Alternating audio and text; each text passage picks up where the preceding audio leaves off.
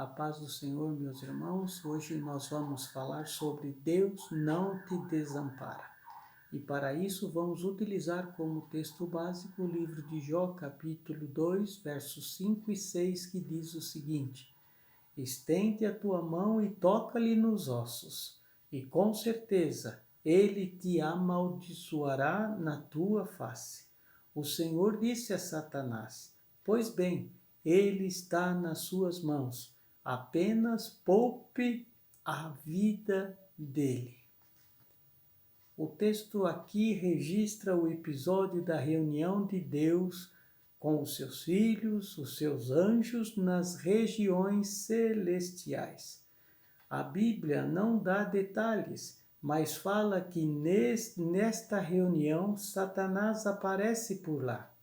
E o interessante é que quem começa a conversa é Deus perguntando a Satanás: De onde vens? E Satanás responde: de rodear a terra e passear por ela. E esta é a função dele, estar por aí buscando, como diz a palavra, quem possa tragar. E Deus o provoca dizendo: Observaste o meu servo Jó? E em seguida fala sobre Jó dizendo: Não tem na terra ninguém semelhante a ele, homem íntegro, reto, temente a Deus e que se desvia do mal. Em outras palavras, Jó era o homem mais piedoso da sua geração. Percebam, quando Deus diz ele é íntegro, significa que Jó era uma pessoa de bom caráter em todo o tempo. Quando ninguém estava vendo, ele tem um caráter bom. Quando ele está no seu quarto, ele continua tendo um bom caráter. Ou seja, ele é um bom caráter mesmo quando ninguém está vendo. Quando Deus diz que ele é um homem reto, significa que ele é exatamente aquilo que as pessoas estão percebendo. Um homem com uma vida pautada pela verdade e pela justiça. Quando ele diz que ele é um homem temente a Deus, que é o princípio da sabedoria, ele está dizendo que na vida de Jó estava presente a sabedoria, ou seja, ele era um homem sábio e ele se desviava do mal. Isso significa que ele era deliberadamente santo. Satanás então poderia dizer: Este homem eu não conheço ainda. Quem sabe um dia eu possa observar este homem chamado Jó. Mas a Bíblia diz que não foi esta a resposta de Satanás. Ele respondeu a Deus dizendo: Também pudera, desta forma, qualquer um te adora, pois os tens abençoado. Tu tens colocado um muro de proteção em volta da sua família. Tudo que este homem põe a mão vira dinheiro, e com isso ele prospera em tudo. E, portanto, deste jeito é fácil te adorar. Com esta resposta, Satanás insinua duas coisas que eu gostaria de compartilhar com você nesta hora. Primeiro, Satanás insinua que aqueles que adoram a Deus o adoram não por aquilo que Deus é, e sim por aquilo que Ele nos dá. Neste momento, Satanás insinua que Jó só adora a Deus pelas bênçãos que ele recebe de Deus e não pelo caráter de Deus. Com isso, Satanás insinua que Deus precisa subornar as pessoas com bênçãos para receber deles adoração. E Satanás continua insinuando que Jó não é honesto quando serve a Deus, ou seja, que Jó só descobriu que a religião dá lucro e que é um bom negócio para ele ser um cristão. e que ele só serve a Deus porque ele recebe determinados benefícios que de outra forma não receberia. Neste momento, Satanás com isso está levantando aqui, como poderíamos dizer nos dias de hoje, duas teses. Primeira, ninguém ama mais a Deus do que o dinheiro. Segundo, ninguém ama mais a Deus do que a sua família. Pense comigo, o que o homem possui nos dias de hoje? Ele possui bens e família. Então Satanás diz, toca no que ele tem e verás, se não blasfema contra ti na tua face. E verás se toda esta fidelidade de Jó não cai por terra. Neste momento, sem que Jó soubesse, Deus se constitui o seu advogado na terra e coloca a sua própria reputação nas mãos de Jó. E então diz a Satanás, pode tocar no que ele tem, só não pode tocar na sua vida.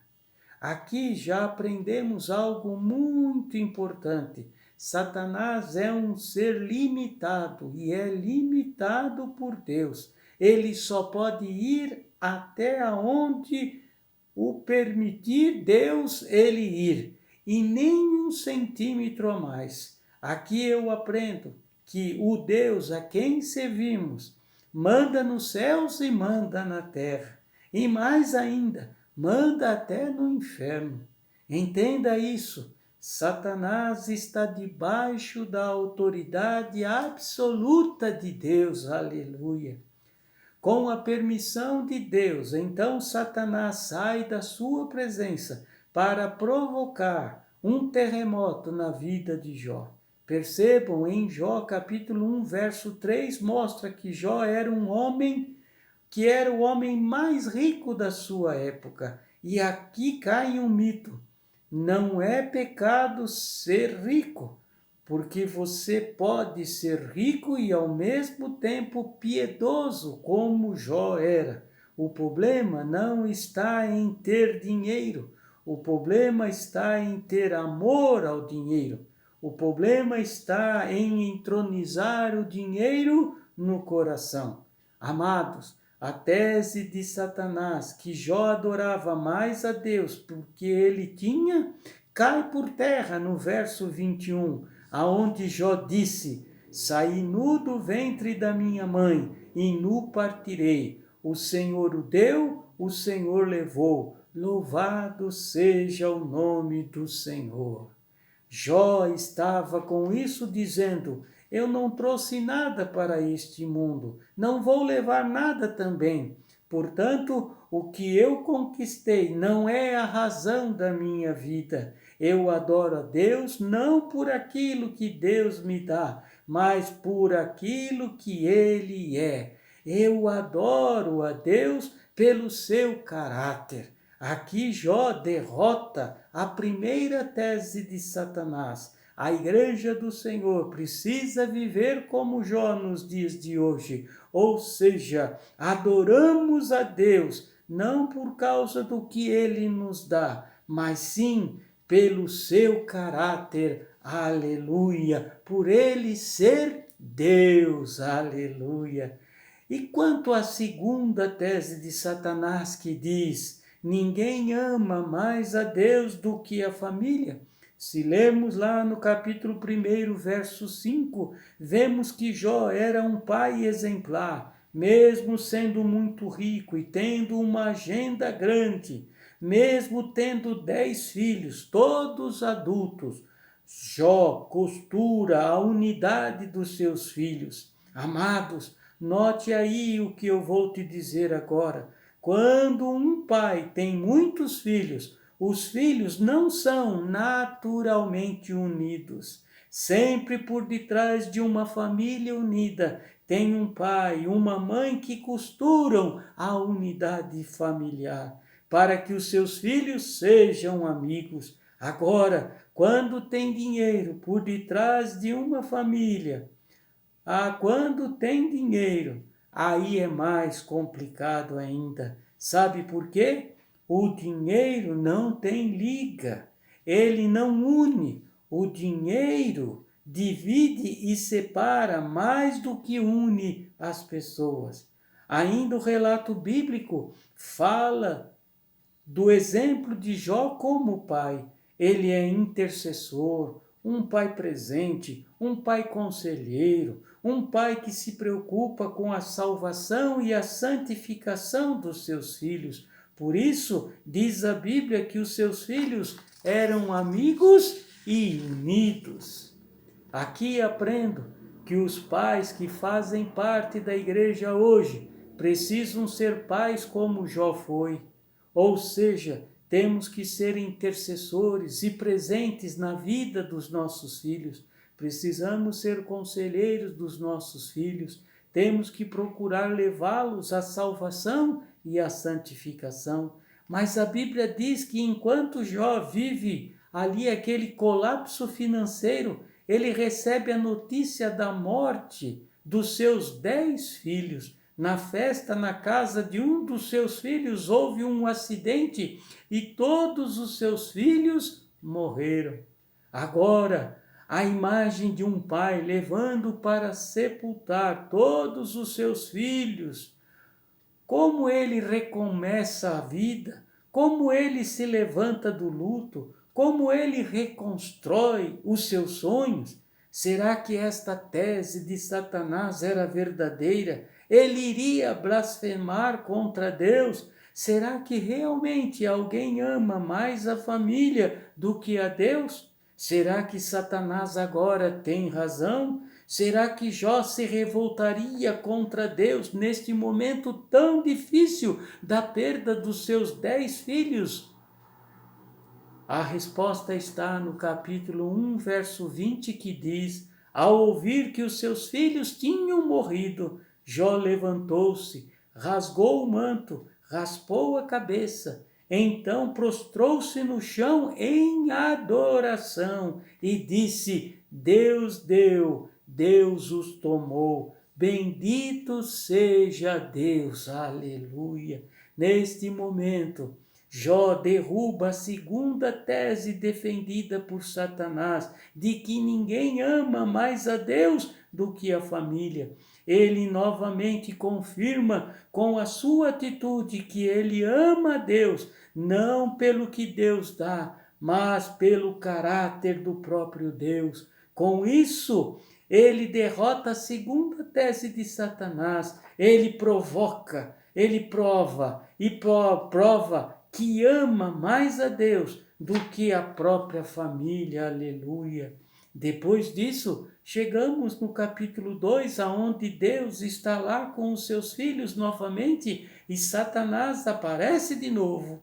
E o curioso que de novo é Deus perguntando novamente: de onde vens? E Satanás de novo diz: de rodear e passear pela terra. Sabe o que isso significa? Satanás está dizendo que estava fazendo o que ele sempre faz, ou seja, sempre ele está rodeando por aí, procurando a quem possa tragar. E novamente Deus pergunta: observaste o meu servo Jó?